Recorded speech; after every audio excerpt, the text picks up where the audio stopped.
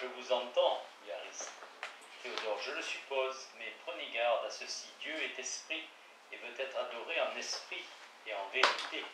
Le vrai culte ne consiste pas dans l'extérieur, dans telle ou telle situation de nos corps, mais dans telle et telle situation de nos esprits en présence de la majesté divine, c'est-à-dire dans les jugements et les mouvements de l'âme. Or, celui qui offre le Fils au Père, qui adore Dieu par Jésus-Christ, prononce par son action un jugement pareil à celui que Dieu porte de lui-même.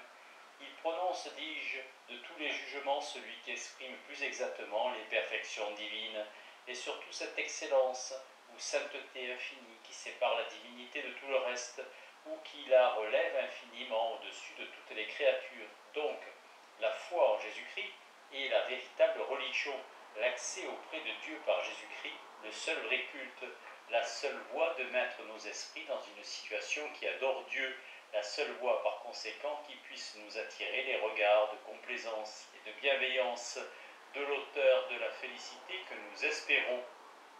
Celui qui fait part aux pauvres de son bien ou qui expose sa vie pour le salut de sa patrie, celui-là même qui la perd généreusement pour ne pas commettre une injustice, sachant bien que Dieu est assez puissant pour le récompenser du sacrifice qu'il en fait, celui-là prononce à la vérité par cette action un jugement qui honore la justice divine et qui la lui rend favorable.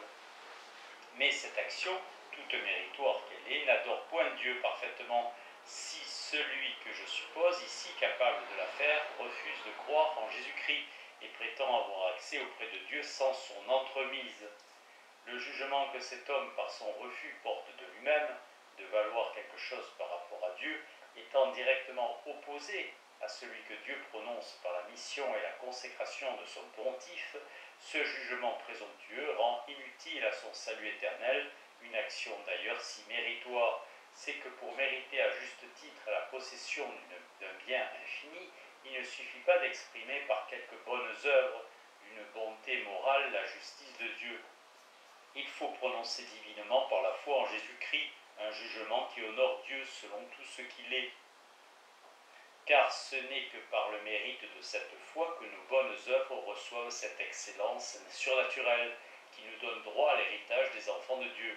Ce n'est même que par le mérite de cette foi que nous pouvons obtenir la force de vaincre notre passion dominante et de sacrifier notre vie par un pur amour pour la justice. Nos actions tirent bien leur moralité du rapport qu'elles ont avec l'ordre immuable et leur mérite des jugements que nous prononçons par elles, de la puissance et de la justice divine. Mais elles ne tirent leur dignité surnaturelle, et pour ainsi dire leur infinité et leur divinité, que par Jésus-Christ, dont l'incarnation, le sacrifice, le sacerdoce, prononçant clairement qu'il n'y a point de rapport entre le Créateur et la créature, y met par cela même un si grand rapport que Dieu se complaît et se glorifie parfaitement dans son ouvrage. Comprenez-vous, Ariste, bien distinctement ce que je ne puis vous exprimer que fort imparfaitement. Ariste, je le comprends, ce me semble. Il n'y a point de rapport entre le fini et l'infini. Cela peut passer pour une notion commune.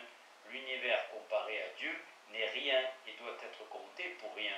Mais il n'y a que les chrétiens, que ceux qui croient à la divinité de Jésus-Christ, qui comptent véritablement pour rien leur être propre et ce vaste univers que nous admirons. Peut-être que les philosophes portent ce jugement-là, mais ils ne le prononcent point. Ils démentent au contraire ce jugement spéculatif par leur action. Ils osent s'approcher de Dieu comme s'ils ne savaient plus que la distance de lui à nous est infinie. Ils s'imaginent que Dieu se complaît dans le culte profane qu'ils lui rendent. Ils ont l'insolence, ou si vous voulez, la présomption de l'adorer. Qu'ils se taisent, leur silence respectueux prononcera mieux que leurs paroles le jugement spéculatif qu'ils forment de ce qu'ils sont par rapport à Dieu. Il n'y a que les chrétiens à qui il soit permis d'ouvrir la bouche et de louer divinement le Seigneur. Il n'y a qu'eux qui aient accès auprès de sa souveraine majesté, c'est qui ne comptent véritablement pour rien, eux et tout le reste de l'univers par rapport à Dieu, lorsqu'ils protestent que ce n'est que par Jésus-Christ qu'ils prétendent avoir avec lui quelques rapports. Cet anéantissement où leur foi les réduit leur donne devant Dieu une véritable réalité. Ce jugement qu'ils prononcent d'accord avec Dieu même donne à tout leur culte un prix infini. Tout est profane par rapport à Dieu, et doit être consacré par la divinité du Fils pour être digne de sa sainteté du Père, pour mériter sa complaisance et sa bienveillance. Voilà le fondement inébranlable de notre sainte religion. Théodore, assurément, Ariste, vous comprenez bien ma pensée, du fini à l'infini, et qui plus est, du néant profond où le péché nous a réduits à la sainteté divine. À la droite du Très-Haut, la distance est infinie. Nous ne sommes par la nature que des enfants de colère. Natura fili irae. Nous étions en ce monde comme les athées sans Dieu, sans bienfaiteur. Dieu nous a rendu la vie en Jésus-Christ et il nous a ressuscités avec lui et nous a fait asseoir dans le ciel en Jésus-Christ. Mais par Jésus-Christ, nous voilà déjà ressuscités, nous voilà élevés et assis dans le plus haut des cieux, participants de la nature divine. Maintenant, nous ne sentons point notre adoption en Jésus-Christ, notre divinité. Nous savons que lorsque Jésus-Christ se montrera dans sa gloire, nous serons semblables à lui. Mais ce que notre vie est cachée en Dieu avec Jésus-Christ, lorsque Jésus-Christ viendra apparaître, alors nous paraîtrons aussi avec lui dans la gloire. Vita vestra, dit saint Paul, et abscondita cum Christo in Deo. Votre vie est cachée en Dieu avec Jésus-Christ. Lorsque Jésus-Christ, qui est votre vie, viendra apparaître, vous paraîtrez aussi avec lui dans la gloire. Il n'y a plus entre nous et la divinité cette distance infinie qui nous séparait. Mais maintenant que vous êtes en Jésus-Christ, vous qui étiez autrefois éloignés de Dieu, vous vous en êtes approchés en vertu du sang de Jésus-Christ, car c'est lui qui est notre paix. C'est que par Jésus-Christ, nous avons tous accès auprès du Père, parce que c'est par lui que nous avons accès les uns et les autres vers le Père dans un même esprit. Écoutez encore cette conclusion de l'apôtre. Vous n'êtes donc plus des étrangers qui sont hors de leur maison, mais vous êtes citoyens de la même cité que les saints et domestiques de la maison de Dieu, puisque vous êtes édifiés sur le fondement des apôtres et des prophètes et unis en Jésus-Christ, qui est lui-même la principale pierre de l'angle, sur lequel tout édifice étant posé s'élève et s'accroît dans ses proportions et sa symétrie pour être un saint temple consacré au Seigneur. Et vous-même aussi, ô gentils, vous entrez dans la structure de cet édifice pour devenir la maison de Dieu par le Saint-Esprit. Pesez, Ariste, toutes ces paroles, et principalement celle-ci, sur lequel tout édifice étant posé s'élève et s'accroît pour être un saint temple consacré au Seigneur. Ariste, il n'y a, Théodore, que l'homme-dieu qui puisse joindre la créature au Créateur, sanctifier des profanes, construire un temple où Dieu habite avec honneur. Je comprends maintenant le sens de ces paroles. Dieu a réconcilié le monde avec soi en Jésus-Christ. C'est une notion commune, qu'entre le fini et l'infini, il n'y a point de rapport. Tout dépend de ce principe incontestable. Tout culte qui dément ce principe choque la raison et déshonore la divinité. La sagesse éternelle n'en peut être l'auteur. Il n'y a que l'orgueil, que l'ignorance, du moins que la stupidité de l'esprit humain qui puisse maintenant la prouver. Car il n'y a que la religion de Jésus-Christ qui prononce le jugement que Dieu porte et que nous devons former nous-mêmes de la limitation de la créature et de la souveraine majesté du Créateur.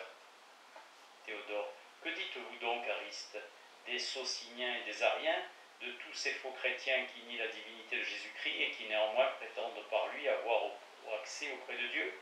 Ariste, ce sont des gens qui trouvent entre l'infini et le fini quelques rapports et qui, comparés à Dieu, se comptent pour quelque chose. Théotime, nullement, Ariste, puisqu'ils reconnaissent que ce n'est que par Jésus-Christ qu'ils ont accès auprès de Dieu.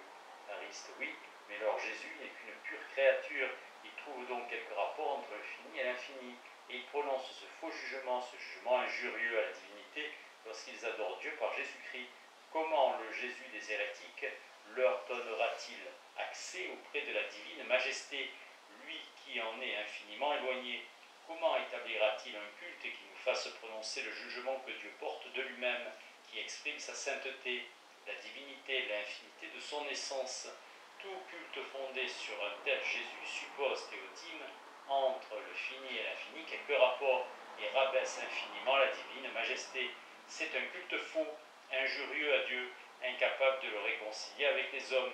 Il ne peut y avoir de religion véritable que celle qui est fondée sur le Fils unique du Père, sur cet homme Dieu qui joint le ciel avec la terre, le fini avec l'infini, par l'accord incompréhensible des deux natures qui le rendent en même temps égal à son Père et semblable à nous. Cela me paraît évident. Théotime. Cela est clair, je vous l'avoue, mais que dirons-nous des anges?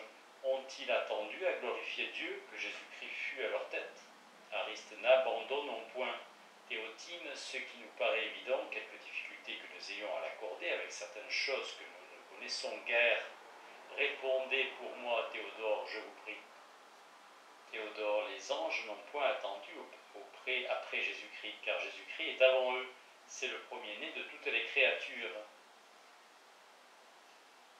Primogenitus omnis creatura. Il n'y a pas 2000 ans qu'il est né en Bethléem, mais il y en a 6000 qu'il a été immolé. Agnus oxysus es ab origine mundi. L'agneau qui a été immolé dès la création du monde. Comment cela? C'est que le premier des desseins de Dieu, c'est l'incarnation de son Fils, parce que ce n'est qu'en lui que Dieu reçoit l'adoration des anges, qu'il a souffert les sacrifices des Juifs, et qu'il reçoit et recevra éternellement nos louanges. Jésus-Christ était hier, il est aujourd'hui, et il sera le même dans tous les siècles. Tout exprime et figure Jésus-Christ. Tout a rapport à lui, à sa manière, depuis la plus noble des intelligences jusqu'aux insectes les plus méprisés. Quand Jésus-Christ est né en Bethléem, alors les anges glorifient le Seigneur. Ils chantent tous d'un commun accord. Gloire à Dieu au plus haut des cieux. Ils déclarent tous que c'est par Jésus-Christ que le ciel est plein de gloire. Mais c'est à nous qu'ils se déclarent, à nous à qui le futur n'est point présent. Ils ont toujours protesté devant celui qui est immuable dans ses desseins et qui voit ses ouvrages avant qu'ils soient exécutés. Il leur fallait un pontife pour l'adorer divinement. Ils ont reconnu pour leur chef le sauveur des hommes, avant même sa naissance temporelle. Ils se sont toujours comptés pour rien par rapport à Dieu, si ce n'est peut-être ces anges superbes qui ont été précipités dans les enfers à cause de leur orgueil. Vous me faites souvenir, Théodore, de ce que chante l'Église lorsqu'on est prêt d'offrir à Dieu le sacrifice. Le prêtre hausse sa voix pour élever nos esprits vers le ciel, sur Sum Corda, pour nous apprendre que c'est par Jésus-Christ que les anges même adorent la divine majesté, et pour nous porter à nous joindre à eux sous ce divin chef, afin de ne faire qu'un même cœur de louange et de pouvoir dire à Dieu Sanctus, Sanctus, Sanctus, Dominus Deus. Sabbat. Par lui, le Christ, les anges louent ta majesté, les dominations l'adorent, les puissances frémissent, et levant nos cœurs, Saint, Saint, le Seigneur, Dieu de l'univers, les cieux et la terre sont remplis de ta gloire. Il s'agit de textes de la préface du canon de la messe telle qu'elle est célébrée dans la liturgie catholique.